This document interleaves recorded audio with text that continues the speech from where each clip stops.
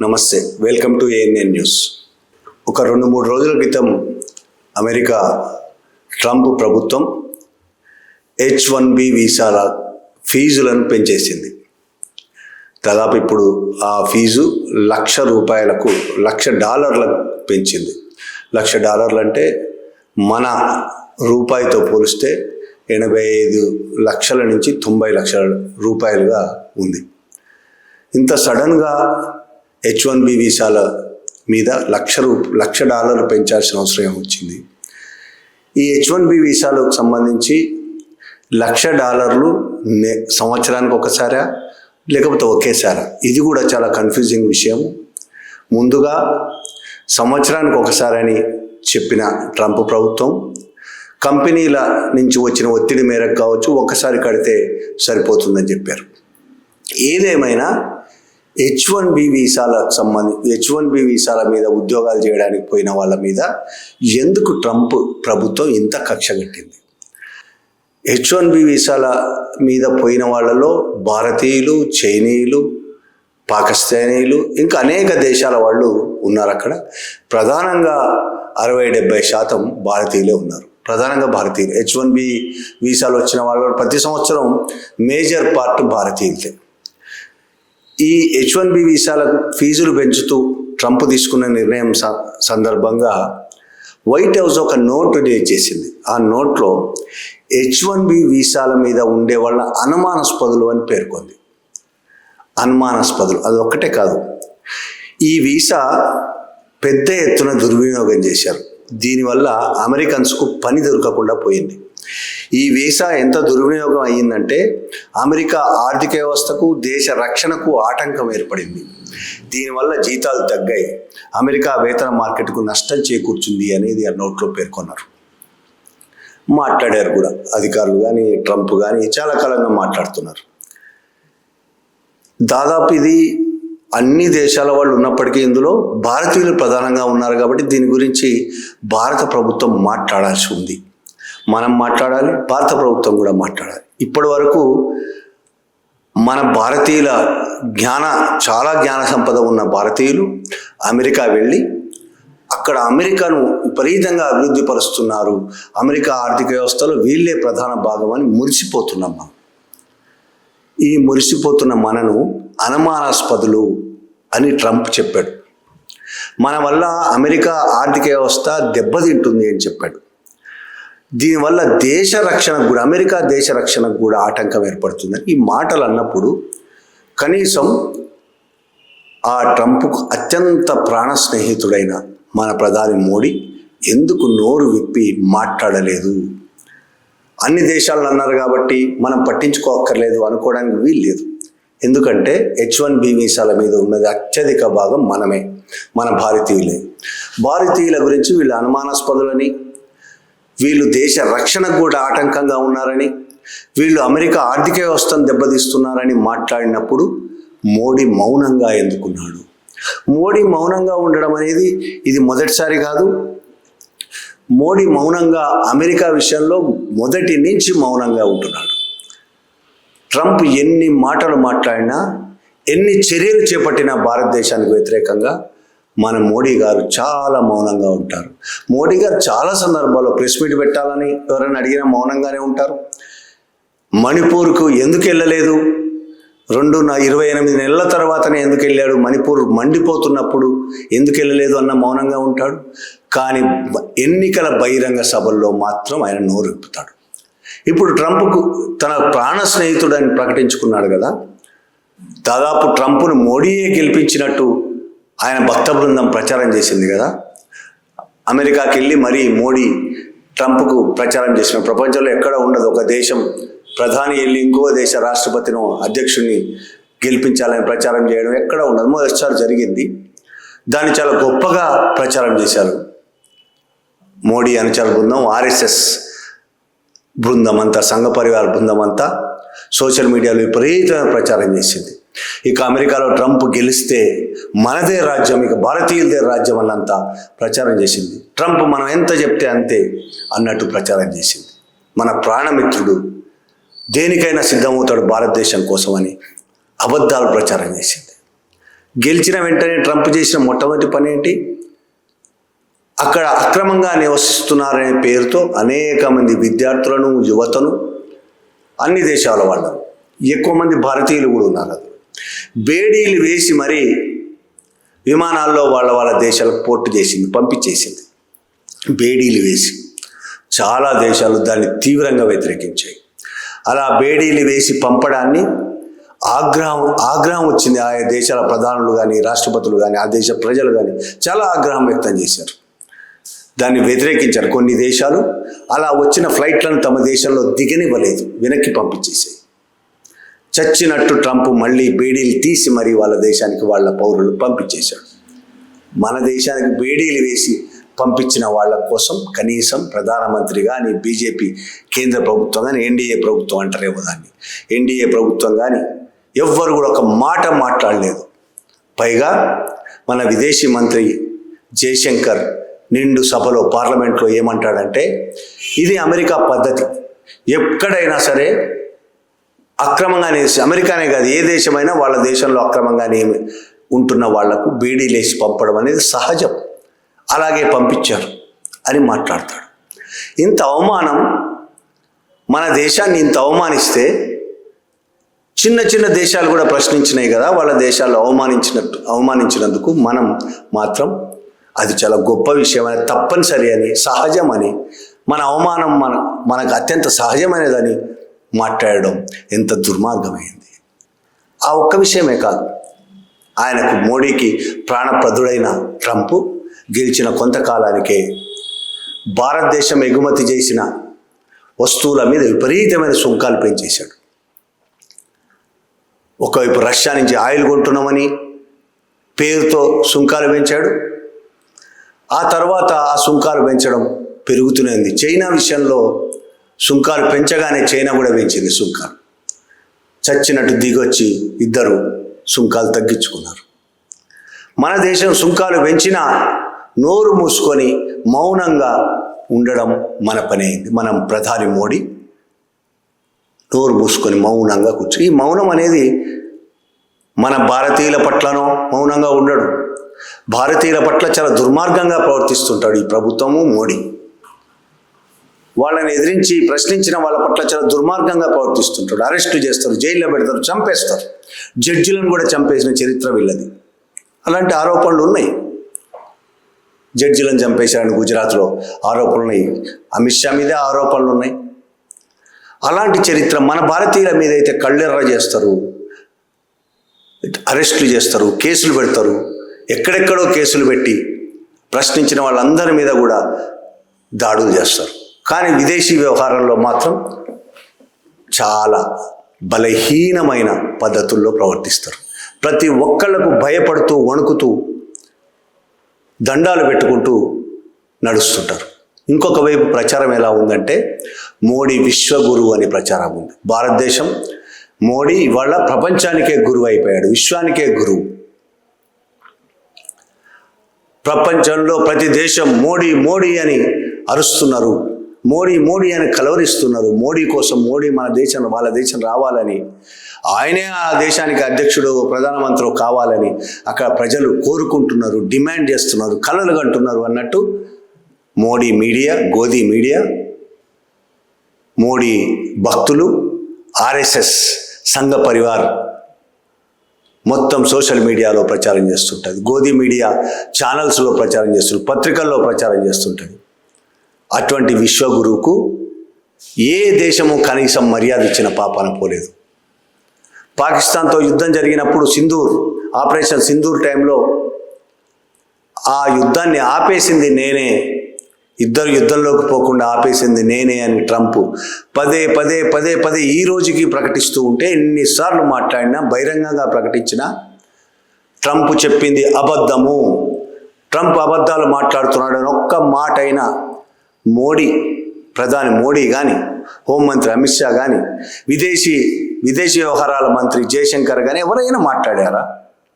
రక్షణ శాఖ మంత్రి రాజ్నాథ్ సింగ్ కానీ ఎవరైనా ఒక్క మాట మాట్లాడారా?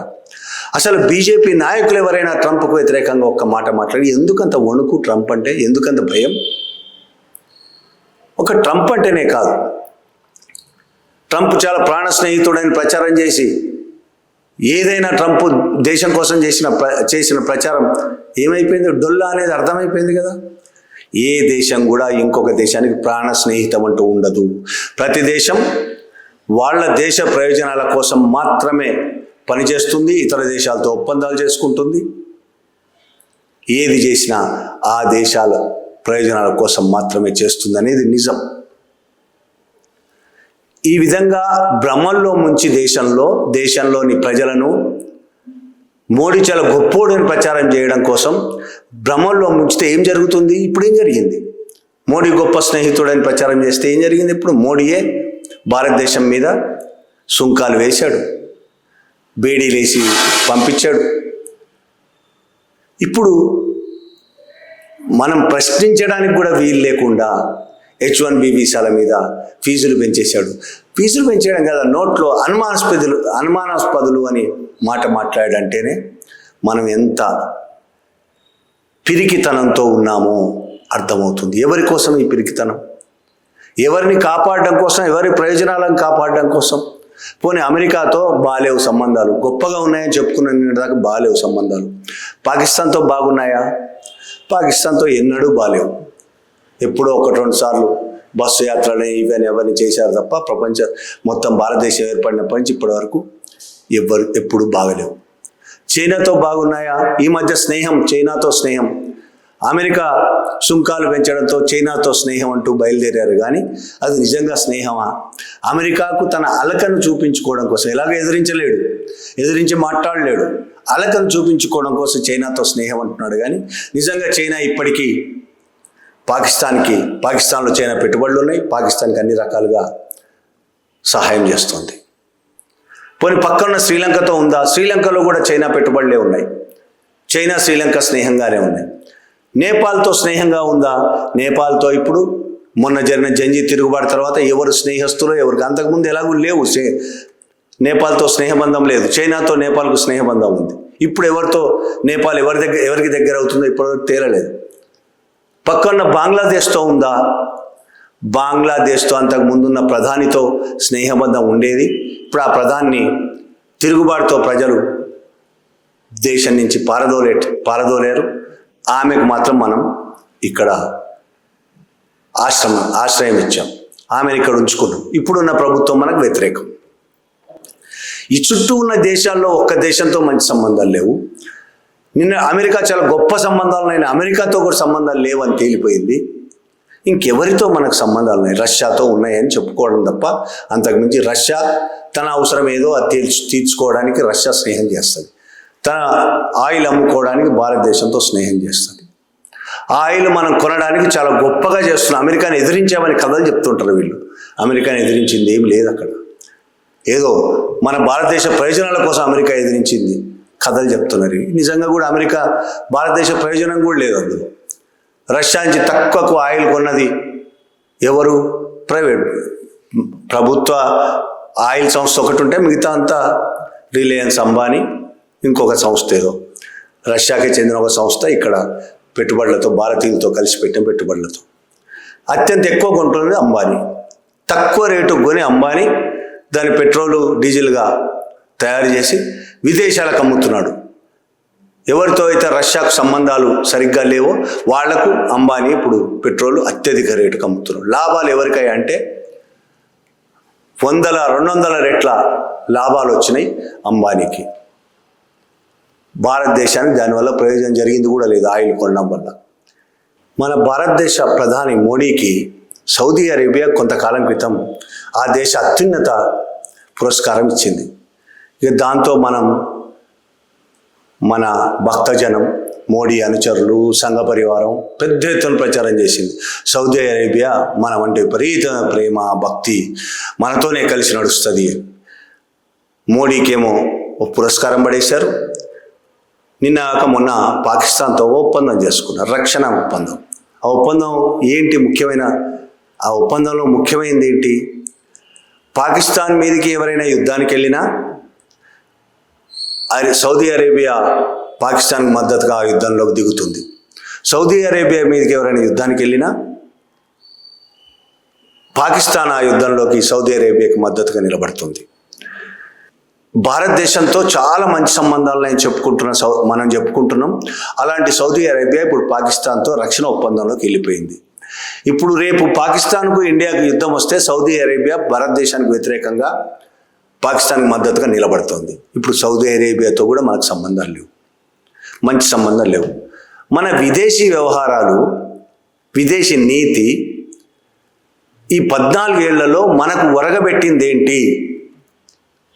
దీనికి కారణం విదేశీ మంత్రి జయశంకర్ని అందామా, ప్రధాని మోడీని అందామా, బీజేపీ ప్రభుత్వాన్ని అందామా, ఎవరిని అన్నప్పటికీ జరిగింది మాత్రం మనకు నష్టం. విదేశీ వ్యవహారాల్లో పూర్తిగా మనకు నష్టం జరిగింది. మనం భ్రమల్లో ముంచింది మోడీ ప్రభుత్వం. చాలా అద్భుతంగా నడుస్తుంది. ఎక్కడికి పోయినా మోడీకి రెడ్ కార్పెట్ పరుస్తున్నారని. ఏ దేశం పైన ఎవరికైనా పాకిస్తాన్ ప్రధాని పైన రెడ్ కార్పెట్ పరుస్తారు. ఏ చిన్న దేశం భూటాన్ ప్రధాని పోయినా సరే రెడ్ కార్పెట్ పరుస్తారు. భూటాన్ వాళ్ళు పోయినా రెడ్ కార్పెట్, శ్రీలంక వాళ్ళు పోయినా రెడ్ కార్పెట్ పరుస్తారు. ఏ దేశం పైన మర్యాద. దాన్ని చూపించుకొని మోడీకి ప్రపంచమంతా రెడ్ కార్పెట్ పరుస్తుంది. మోడీ ఉండాలి మా దేశానికి, మా దేశంలో మోడీ లాంటి వాడు ఉండాలని చెప్తుందని ఒక భ్రమలు కల్పించి అబద్ధాలతో ప్రచారం చేసి భారతీయులు నిజమే అనుకునేటట్టు చేశారు. కానీ బయట నవ్వుకుంటున్నారు. మనం చూసి, మన మోడీ ప్రభుత్వ వ్యవహారాలను చూసి నవ్వుకుంటున్నారు. నిజంగా జరుగుతున్నది. పాకిస్తాన్కు చైనా సపోర్ట్ చేస్తున్నది, చైనా శ్రీలంకకు సపోర్ట్ చేస్తున్నది, శ్రీలంక చైనాకు సపోర్ట్ చేస్తున్నది. సౌదీ అరేబియా పాకిస్తాన్తో ఒప్పందం కుదుర్చుకుంది. అమెరికా మనకు వ్యతిరేకంగా నిలబడ్డది. ఇప్పుడు మనకున్నది ఎవరు? దిక్కెవరు? రష్యాతో గొప్ప సంబంధాలు ఉన్నాయి. రేపు ఎవరైనా యుద్ధానికి వస్తే రష్యా వస్తుంది మన మీదకి. పాకిస్తాన్ కాదని, పాకిస్తాన్ ఇండియా యుద్ధం వస్తే పాకిస్తాన్ కాదని రష్యా ఇండియాకు సపోర్ట్ చేస్తుందా? రేపు చైనాకు ఇండియాకు యుద్ధం వస్తే చైనాను కాదని రష్యా వచ్చి ఇండియాకు సపోర్ట్ చేస్తుందా? మొత్తానికి ఈ వ్యవహారంలో, విదేశీ వ్యవహారంలో మనం అట్టర్ ఫ్లాప్, ఫెయిల్. మనకి ఇప్పుడు ఏ దేశంతో మంచి సంబంధాలు లేవు. H1B వీసాలతో చాలా రోజులుగా అది రుజువు అవుతూనే ఉన్నది. H1B వీసాలతో మరింత రుజువైంది. భారతదేశం ఒకప్పుడు అన్ని దేశాలతో అద్భుతమైన సంబంధాలు కొనసాగించిన దేశం. ధైర్యంగా ఇజ్రాయెల్ లాంటి దేశాలకు వ్యతిరేకంగా పాలస్తీనాకు మద్దతుగా నిలబడ్డ దేశం. అవసరమైతే అమెరికాను కూడా ఎదిరించి నిలబడ్డ దేశం. అవసరమైతే రష్యాకు వ్యతిరేకంగా కూడా నిలబడ్డ దేశం. ఎంత పవర్ఫుల్ దేశాలనైనా సరే ఎదిరించిన దేశం. ఇప్పుడు ఏమైంది మరి? ఎవరి మనకు వ్యతిరేకంగా పనిచేసినా వాళ్ళ మీద కనీసం నిరసన గొంతు వినిపించలేని బలహీన పరిస్థితుల్లో ఉన్నాం. ఇక దేశంలో పరిస్థితి ఎలా ఉంది? దేశంలో చాలా గొప్పగా పరిపాలన ఉంది అని కథలు చెప్పడం తప్ప అవినీతి పెరిగిపోయింది. నిరుద్యోగం అయితే అసలు ఊహించినంతగా పెరిగిపోయింది. 2 కోట్లు సంవత్సరానికి ఇస్తానని కథలు చెప్పి అధికారంలోకి వచ్చిన మోడీ 2 కోట్లు కాదు కదా, 1-2 లక్షల ఉద్యోగాలు కూడా లేవు. కొత్త ఉద్యోగాలు ప్రైవేట్ రంగంలోనైనా కొత్త ఉద్యోగాలు వస్తున్నాయంటే కొత్తగా ప్రొడక్షన్ చేసే ఇండస్ట్రీస్ ఏమీ స్థాపించడం లేదు. కొత్తగా సేవా రంగం అభివృద్ధి చెందుతుందని మనం ఇంతకాలం అనుకుంటున్నాం. కానీ ఆ సేవా రంగంలో కూడా దాదాపు డౌన్ఫాల్ అవుతూ వస్తుంది సేవా రంగం. సాఫ్ట్వేర్ రంగం వచ్చిన తర్వాత సాఫ్ట్వేర్ రంగంలో ఉద్యోగులను క్రమక్రమంగా తీసేస్తున్నారు. ఒకవైపు అమెరికాలో కూడా సాఫ్ట్వేర్ రంగం క్రమక్రమంగా దెబ్బతింటూ వస్తుండడంతో ఆ ప్రభావం మన మీద కూడా పడుతున్నది. భారతదేశంలో కూడా సాఫ్ట్వేర్ రంగం దెబ్బతింటూ ఉంది. రియల్ ఎస్టేట్ రంగం దెబ్బతింటూ ఉన్నది. సేవా రంగంలో కూడా దెబ్బతింటూ ఉన్నాం. ప్రపంచంలోనే 3వ అతిపెద్ద ఆర్థిక వ్యవస్థగా చెప్పుకుంటున్నాం. కానీ నిజానికి ఒకవేళ నిజమైనా సరే ఆ ఆర్థిక వ్యవస్థ భారతదేశంలోని 140 కోట్ల మంది ప్రజలకు ఏమైనా ఉపయోగపడుతుందా? ఇప్పటికీ ప్రభుత్వ లెక్కల ప్రకారమే 80 కోట్ల తెల్ల రేషన్ కార్డులు ఉన్నాయి మనకి. తెల్ల రేషన్ కార్డు అంటే ఏంది? పేదరికంలో ఉన్న వాళ్ళకి తక్కువ రేటుకి నిత్యావసర వస్తువులు ఇవ్వడం ప్రభుత్వం చేసే పని. కొన్నిసార్లు ఫ్రీగా, కొన్నిసార్లు తక్కువ రేటుకి పేద ప్రజలకి ఇవ్వడం కోసం తెల్ల రేషన్ కార్డు పెట్టారు. దారిద్ర్య రేఖ దిగువ ఉన్న వాళ్ళ కోసం తెల్ల రేషన్ కార్డు పెట్టారు. ఆ తెల్ల రేషన్ కార్డులు భారతదేశంలో 80 కోట్లు ఉన్నాయని ప్రభుత్వమే లెక్కలు చెప్తోంది. అంటే ఈ రోజుకి 80 కోట్ల మంది దారిద్ర్య రేఖకు దిగువన ఉన్నారు. పేదరికంలో, అతి పేదరికంలో ఉన్నారు 80 కోట్ల మంది. ఒకవేళ అదే నిజమైతే, ప్రభుత్వ లెక్కల ప్రకారమే కదా మనం చెప్తున్నది, 80 కోట్ల మంది పేదరికంలో ఉంటే, ఇప్పటికీ అత్యంత పేదరికంలో ఉంటే, ప్రపంచంలోనే మూడవ అతిపెద్ద ఆర్థిక వ్యవస్థ ఎవరికి ఉపయోగం, ఎవరికి లాభం? ఒకవేళ నిజమే అయితే అది కూడా అన్ని అబద్ధాల్లాగే, సంఘ పరివార్ మోడీ ప్రభుత్వ అబద్ధాల్లాగే అది కూడా ఒక అబద్ధం. ఒకవేళ నిజమైనా సరే ఇన్ని కోట్ల మంది పేదరికంలో ఉంటే ఏం చేసుకున్నట్టు, ఎవరి కోసం అది? అంటే దేశంలో ఉన్న 200, 2000, 4000, 5000 మంది క్యాపిటలిస్టుల కోసం, అదానీ, అంబానీ, టాటా, బిర్లా, మఫత్లాల్, కిర్లోస్కర్ ఇట్లాంటి ఒక 500, 2000, 3000 మంది క్యాపిటలిస్టులకు మాత్రమే, పెట్టుబడిదారులకు, కార్పొరేట్ కంపెనీలు నడుపుతున్న వాళ్లకు మాత్రమే ఉపయోగపడుతున్న ఈ ఆర్థిక వ్యవస్థ, పేద ప్రజలకి కించిత్ కూడా ఉపయోగపడని ఈ ఆర్థిక వ్యవస్థ వల్ల ఏం ఉపయోగం, ఏం చేస్తున్నట్టు? ఈ 11 సంవత్సరాల పాటు ఏం చేసినట్టు మోడీ ప్రభుత్వం? అంతకుముందు మన్మోహన్ ప్రభుత్వం కానీ, పివి నరసింహరావు ప్రభుత్వం కానీ, రాజీవ్ గాంధీ ప్రభుత్వం కానీ, అంతకుముందు ఎవరైనా ఏదో గొప్పగా ఈ దేశాన్ని అభివృద్ధి చేశారని నేనైతే చెప్పడం లేదు. అందరూ గొప్పగా అభివృద్ధి చేసింది ఎవరూ లేదు, కానీ ఇంత భ్రమలు సృష్టించింది మాత్రం మొట్టమొదటిసారి మోడీ ప్రభుత్వమే. లేని దాన్ని భ్రమలు సృష్టించి అబద్ధాలు ప్రచారం చేసింది మాత్రం మోడీయే. ఎవరు ఈ దేశాన్ని గొప్పగా తయారు చేసింది లేదు, కానీ ఏమీ లేకుండా మరింత దారుణంగా లోతుల్లోకి వెళ్ళిపోయి, భూమిలో మరింత లోతుల్లోకి వెళ్ళిపోయి చాలా గొప్పగా ఉన్నామని ప్రచారం చేస్తున్న ప్రభుత్వం మోడీ ప్రభుత్వం ఒక్కటే. ఇప్పటికీ ప్రజలు ఈ విషయాలన్నీ అర్థం చేసుకుని ఎక్కడ తిరగబడతారని భయంతో చచ్చి పొడుగుతూ ఉంటుంది రోజు. ఒక్క ట్వీట్ చేశాడో లేదో రాహుల్ గాంధీ, జంజీలు తిరగబడతారు ఎప్పటికైనా అని. ఈ దుర్మార్గాలన్నింటినీ చూసి, ఓటు చోరు కావచ్చు, ఇంకోటి కావచ్చు, ఈ దుర్మార్గాలన్నీ చూసి జంజీలు తిరగబడతారు నేపాల్ లాగా అనే మాట మాట్లాడితే వెంటనే భయపడిపోయారు. ఈ దేశాన్ని విచ్ఛిన్నం చేయడానికి రాహుల్ గాంధీ మాట్లాడుతున్నాడని ఆరోపణ చేశారు బీజేపీ నేతలంతా. కొత్తగా రాహుల్ గాంధీ చెప్పిన మాట ఏం కాదు, ఇది జరుగుతున్నదే. ఇది బీహార్లో టీచర్లు తిరగబడ్డారు, యూపీలో నిరుద్యోగులు తిరగబడ్డారు, గుజరాత్లో, రాజస్థాన్లో, ఏ రాష్ట్రం కాదు ప్రతి రాష్ట్రంలో బీజేపీ చేసిన దుర్మార్గాలకు వ్యతిరేకంగా, నిరుద్యోగానికి వ్యతిరేకంగా, ఆకలితో అలమటిస్తున్న ప్రజలందరూ, యూత్ అంతా, ప్రజలందరూ తిరగబడుతున్నారు. వాళ్ళ మీద నువ్వు లాఠీలు ప్రయోగిస్తున్నావు, గ్యాస్ బుల్లెట్లు ప్రయోగిస్తున్నావు, తుపాకులు ప్రయోగిస్తున్నావు. రైతులు సంవత్సర కాలం ఢిల్లీలో ధర్నాలు చేస్తూ సంవత్సర కాలం వేల మంది రోడ్ల మీద ఉంటే వాళ్ళ మీద కూడా నువ్వు దాడులు చేశావు. పోలీసుల ద్వారా దాడులు చేసి, బుల్లెట్లు ప్రయోగించి రాజ్యాన్ని పరిపాలించాలని నీ కళ. అబద్ధాలు చెప్పి, అబద్ధాలు ప్రచారం చేసి, యూత్ మెదళ్లలో మతం అనేది నింపి, ఇంకొక మతం మీద ద్వేషం రెచ్చగొట్టి పరిపాలించాలని, అలా పరిపాలించడం వల్లనే మనం ఎల్లకాలం ఉంటామని నువ్వు భ్రమపడుతున్నావు. ఇవాళ జంజీలు లడఖ్లో తిరగబడ్డారు. లడఖ్ రాజధాని లేహ్లో లడఖ్ను రాష్ట్రంగా ప్రకటించాలని, కేంద్రపాలిత ప్రాంతంలో లడఖ్ రాష్ట్రంగా ప్రకటించాలని డిమాండ్ చేస్తూ వాంగ్చుక్ అనే అతను 2 నెలలుగా నిరాదీక్ష చేస్తున్నాడు. అక్కడ ప్రజలందరూ ఎప్పటి నుంచో డిమాండ్ చేస్తున్నారు. కశ్మీర్ను నాశనం చేయడం కోసం, కశ్మీర్ ప్రజల తిరుగుబాటును, వ్యతిరేకతను నాశనం చేసి మొత్తం దేశానికి చాలా గొప్పగా చేశామని చెప్పి ప్రచారం చేసుకోవడం కోసం, ఆ దేశము, ఆ రాష్ట్రము, ఆ కశ్మీర్ భూభాగాన్ని కుప్పెట్లో పెట్టుకోవడం కోసం, అదాని అంబానీలకు ఆ భూభాగాన్ని అప్పచెప్పడం కోసం నువ్వు జమ్మూ కాశ్మీర్ను విచ్ఛిన్నం చేసి, అక్కడ లడఖ్ని, ఇక్కడ జమ్మూ కాశ్మీర్ని కేంద్రపాలిత ప్రాంతాలుగా చేసి ఏదో గొప్ప సాధించానని నువ్వైతే కలలు కంటున్నావో ఆ కలలను విచ్ఛిన్నం చేశారు. ఇవాళ ఆ జంజీలే, నువ్వు భయపడుతున్న ఆ జంజీలే లడఖ్లో తిరుగుబాటు చేశారు. వేల మంది జంజీలు రోడ్ల మీదకి వచ్చారు. బీజేపీ కార్యాలయాన్ని తగలబెట్టారు. పోలీసులు లాఠీ చార్జ్ చేస్తే, రబ్బర్ బుల్లెట్లతో పేలిస్తే పోలీస్ జీబులు కాల్చేశారు. అక్కడితో ఆగుతుందని నువ్వు కలలు కంటున్నావేమో. రేపు లడఖ్లోని మరో జిల్లా కార్గిల్ బంద్కు పిలిపించారు కార్గిల్ ప్రజలు. అక్కడితో ఏం ఆగదు. నువ్వు తూటాలతోనో, తుపాకులతోనో, లాఠీలతోనో అణిచేయవచ్చు కొంతకాలం పాటు, కానీ ఎంతో కాలం పాటు దేన్ని అణచలేవు.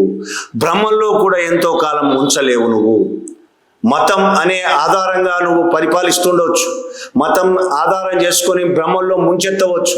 కొంతమంది మీద దేశం రేగ్గొట్టి భారతదేశంలో ప్రజల మధ్య వైరుధ్యాలు సృష్టించి వాళ్ళు కొట్టుకుంటుంటే నువ్వు హ్యాపీగా పరిపాలన చేసుకోవచ్చు, దోచుకోవచ్చు, పెట్టుబడిదారులకు దోచిపెట్టొచ్చు అనుకుంటున్నామేమో. కానీ ఎంతో కాలం ఇది సాగదు.